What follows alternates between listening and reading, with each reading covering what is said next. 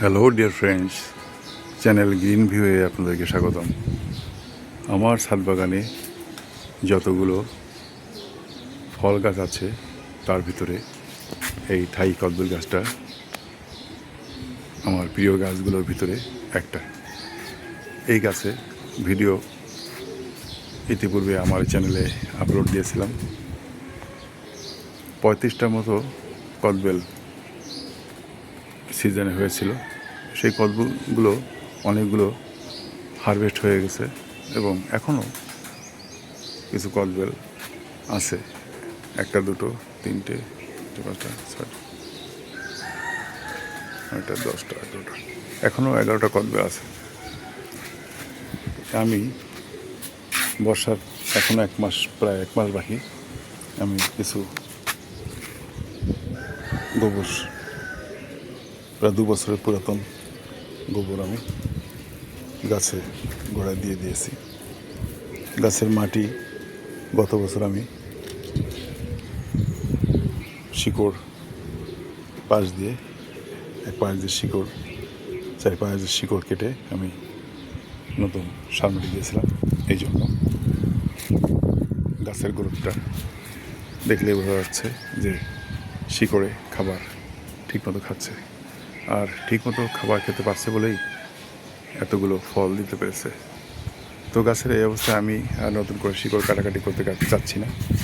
আমি উপরে গোবর দিয়ে দিয়েছি এবং খুব সামান্য আধা ইঞ্চি মাটি ডিপ করে আমি নিড়ানি দিয়ে গোবরটা মাটির সঙ্গে একটু মিক্স করে দিয়েছি। এটা একটা কংক্রিটের চৌবাচ্চার ভেতরে গাছটা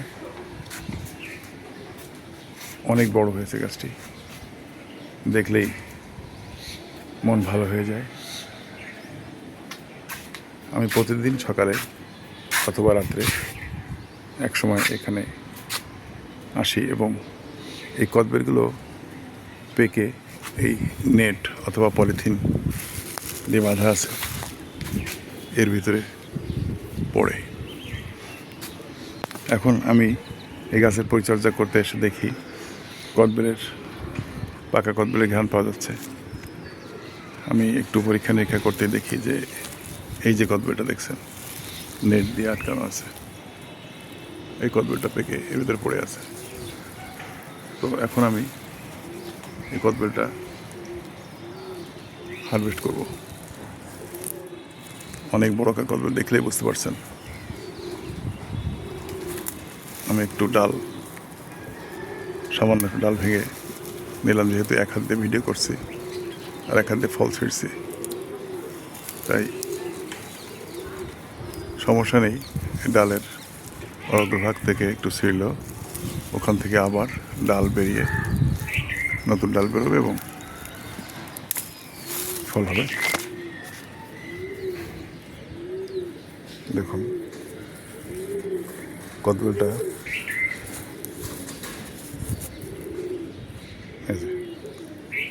পেকে পড়ে গেছে, এটা তার প্রমাণ। বোটা হলদেটে, খানিকটা ক্রিম কালারের এবং ঘ্রাণ একটু দূর থেকেই ঘ্রাণ পাওয়া যায়। গাছ পাকা কদবেলের স্বাদ নিতে হলে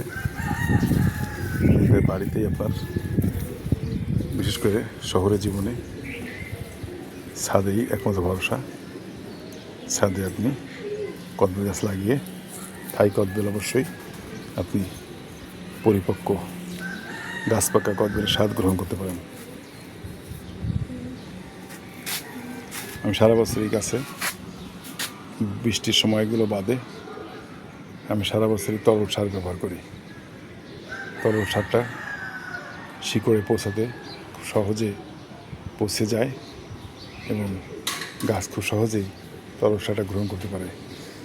আর দানাদার দানা অর্থাৎ শক্ত সার, যেগুলো হাড়গুঁড়ো, শিংকুচি, গোবর, এসব গাছের গোড়া না খুঁচিয়ে দিলে খুব একটা কাজ হয় না এবং সারের অপচয় হয়। তাই আমি 1 বছর পরপর আমি গাছের শিকড় কেটে চারিপাশ দিয়ে 3 ইঞ্চি পরিমাণ চওড়া করে শিকড় কেটে আমি ওইখানে নতুন এবং ডিপ কমপক্ষে 5 থেকে 6 ইঞ্চি ডিপ হবে গভীর করে কেটে তার ভিতরে আমি গোবর, শিংকুচি, হাড় গুঁড়া, ভার্মি কম্পোস্ট, অনুখাদ্য, তারপর হিউমিক অ্যাসিড ইত্যাদি দিয়ে দিই। 1 বছর পর পর দিলেই হয়। তাতে করে গাছের গ্রোথ ঠিক থাকে এবং গাছে নতুন করে ফুল আসে। নতুন করে ফুল আসতে গেলে অবশ্যই আপনার গাছের গ্রোথ ঠিক থাকতে হবে। গাছের গ্রোথ যদি বন্ধ হয়ে যায় তার মানে শিকড় কম্প্যাক্ট হয়ে গেছে, শিকড় দিয়ে গাছ আর খাবার নিতে পারছে না। এই জন্য এইভাবে আপনি যদি প্রতি 1 বছর পর পর যদি গাছের শিকড়গুলো কিছুটা কেটে দিয়ে সার প্রয়োগ করেন তাহলে আপনার গাছে অবশ্যই ফুল এবং ফল আপনি পাবেন। বেঁধে রেখেছি, এটা পড়ে গেলে একদম নিচে 4 তলা থেকে নিচে পড়ে যাবে। কোথায় পড়ে দেখুন, কোথায় পড়ে যাবে, পড়ে গেলে ফেটে নষ্ট হয়ে যাবে। যাই হোক, পুরো গাছের মাটি এবং পুরো চৌবাচ্চাটা আপনাদেরকে দেখালাম। দেখুন চৌবাচ্চা নিচে পুরোপুরি ফাঁকা আছে, পানি জমার কোনো সম্ভাবনা নেই। আপনারা যদি চৌবাচ্চা করেন অবশ্যই এইভাবে ফাঁকা করে চৌবাচ্চা করবেন। যে যাই বলুক কিছুতেই কোনো কথা আপনারা শুনবেন না। এবং এই পাশে কার্নিশের যে ছাদের দেওয়াল, সাইডের যে দেওয়াল, এই দেওয়ালের সঙ্গে অনেকে করে, কিন্তু আমি তা করিনি, সম্পূর্ণ আলাদা করে করেছি। নিজের শখ একটা পূরণ করতে যেয়ে শখের বাড়িটা শেষ করে দেওয়ার কোনো মানে হয় না। এই বিষয়টা আপনার খেয়াল রাখবেন। আজকের মতো আপনাদের কাছ থেকে এখানে বিদায় নিচ্ছি। আবার দেখা হবে। সবার সুখ সমৃদ্ধি কামনা করে আল্লাহ হাফেজ।